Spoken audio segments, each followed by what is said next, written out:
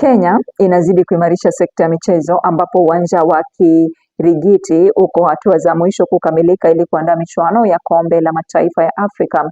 Wakati huo huo, kikosi cha wanariadha 10 bora kimechaguliwa kwa mashindano ya dunia ya ndani, huko zaidi ya wachezaji 200 wakitarajiwa kushiriki msururu wa gofu wa NCBA kwenye kaunti ya Kiambu. Tuungane na mwandishi wetu wa spoti Emmanuel Wabomba. Katika hatua muhimu kwa maendeleo ya michezo nchini Kenya, waziri wa michezo Salim Mvurya ametangaza kuwa ujenzi wa uwanja wa Kirigiti ulioko kaunti ya Kiambu unakaribia kukamilika. Mvurya amesema ujenzi huo wa kiwango cha kimataifa utakamilika ndani ya siku 45 zijazo. Uwanja wa Kirigiti unatarajiwa kuwa kitovu cha mazoezi kwa mashindano ya CHAN yanayotarajiwa kufanyika Agosti mwaka huu. Zaidi ya hayo, umechaguliwa kuwa moja ya viwanja vitakavyotumika kwa mashindano ya AFCON, hatua inayoinua hadhi ya Kenya kwenye tasnia ya michezo ya bara Afrika. Ukiangalia vile kazi ambayo imefanywa hapa ni kazi nzuri.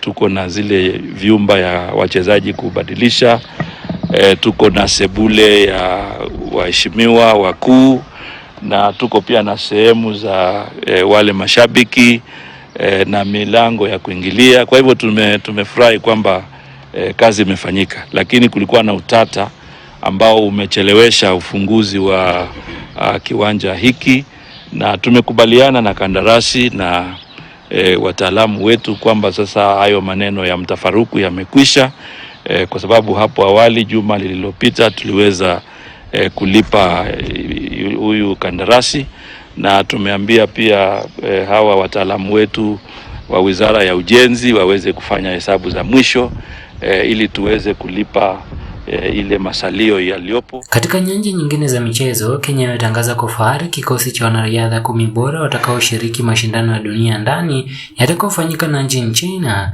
kuanzia Machi 21 hadi Machi 23. Kwa upande wa wanawake, timu hii inaongozwa na bingwa wa kitaifa wa mbio za mita 800 Lilian Odira, ambaye atashirikiana na Vivian Chebet, Purity Dorcas Ewoi na mwanariadha wa Olimpiki Susan Ejore. Kikosi cha wanaume pia kina nyota kama Noah Kibet ambaye ataongoza mbio za mita 800 akisaidiana na Collins Kipruto na Alex Ngeno. Wanariadha wengine ni Festus Langat anayewania ushindi kwenye mbio za mita 1500 na Cornelius Kemboi anayejitahidi kushinda taji kwenye mbio za mita 3000. Timu hii inajivunia uwezo wa kuleta ushindi mkubwa huku ikitetea sifa ya Kenya katika ulingo wa kimataifa. Wakati huo huo, zaidi ya wanariadha 200 wa gofu wanatarajiwa kushiriki awamu ya 4 ya msururu wa gofu wa NCBA utakaofanyika kesho katika uga wa gofu Kiambu. Ushindani unatarajiwa kuwa mkali hasa kwenye shimo la 8 ambapo mpigo maarufu wa hole in one unaweza kumpa mshindi zawadi kabambe ya backhoe loader. Offering this machine that you see behind us as a hole in one prize at the events, and the machine you see behind us is the JCB backhoe loader.